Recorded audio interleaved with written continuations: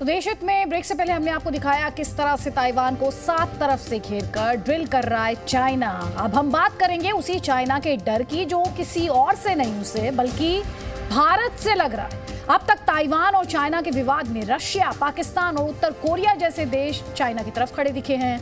वहीं America, Japan, Australia, Britain, Germany और कई नेटो देश ताइवान की तरफ हैं। अब चाइना को डर ये सता रहा है कि भारत का रुख क्या होगा, क्योंकि इस तनाव में भारत जिस देश का साथ देगा उसे रणनीतिक और कूटनीतिक फायदा दोनों होंगे। भारत का पलड़ा आपको बता दें इस वक्त ताइवान की तरफ झुकता दिखाई दे रहा है।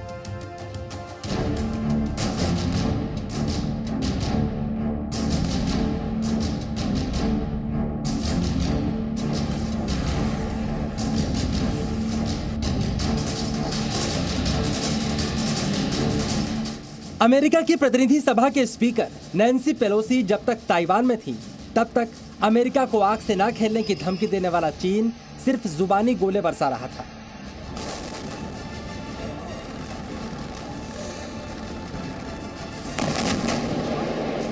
लेकिन पेलोसी के ताइवान से निकलने के बाद अब चीन की पीपुल्स लिबरेशन आर्मी अपने देश की जगहसाई होने का बदला ताइवान को घेरकर समंदर में असली गोले और मिसाइल बरसा कर ले रही है।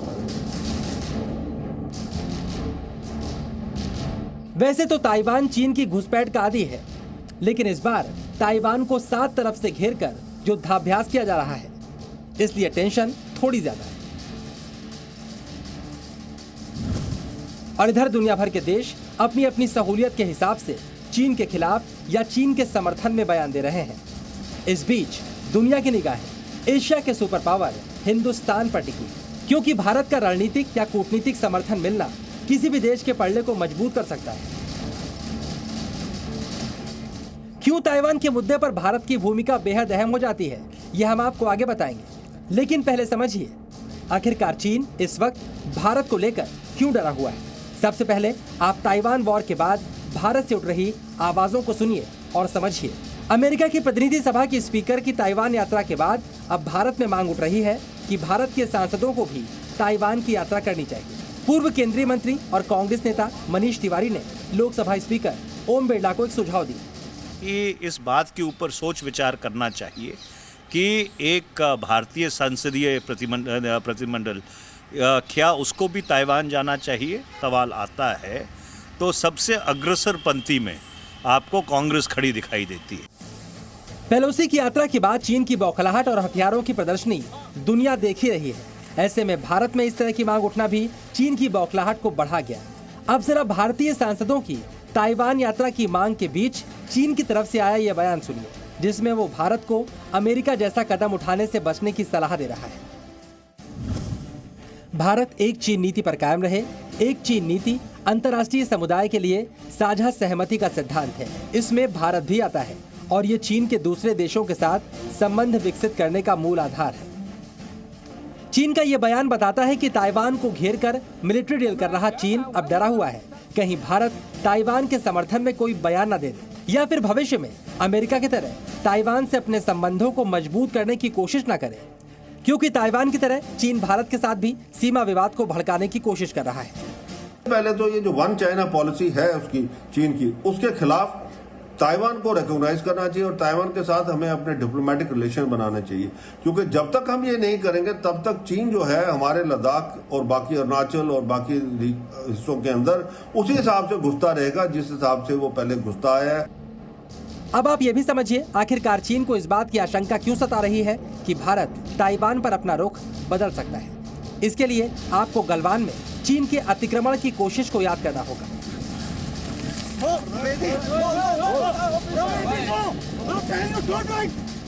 और अब आप इस पोस्टर को देखिए। गलवान की लड़ाई में जब भारत के जवानों ने चीन के सैनिकों की लाशें बिछा दी तब ताइवान कितना खुश था। इसका अंदाजा आप ताइवान टाइम्स के इस पोस्टर से लगा सकते हैं। ताइवान टाइम्स ने गलवान वाली खबर पर एक तस्वीर बनाई जिसमें श्री राम को धनुष बाण के साथ ड्रैगन पर हमला करते दिखाया गया और तस्वीर के साथ लिखा गया, हम मारेंगे हम जीतेंगे। इस खबर का शीर्षक था, भारत के राम ने चीन को मारा।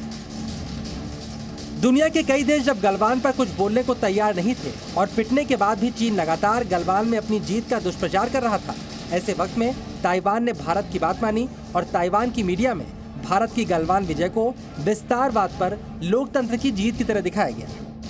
इसके अलावा भारत और ताइवान दोनों देशों का डीएनए लोकतंत्र है। दोनों लोकतंत्र के समर्थक हैं और विस्तारवाद का विरोध करते हैं, और दोनों देशों के रिश्ते चीन से तनावपूर्ण हैं। वैसे तो भारत वन चाइना पॉलिसी का समर्थन करता है, लेकिन यह भी सच है गलवान की घटना के बाद दिल्ली ने कई ऐसे कदम उठाए जिससे बीजिंग को झटका लगा।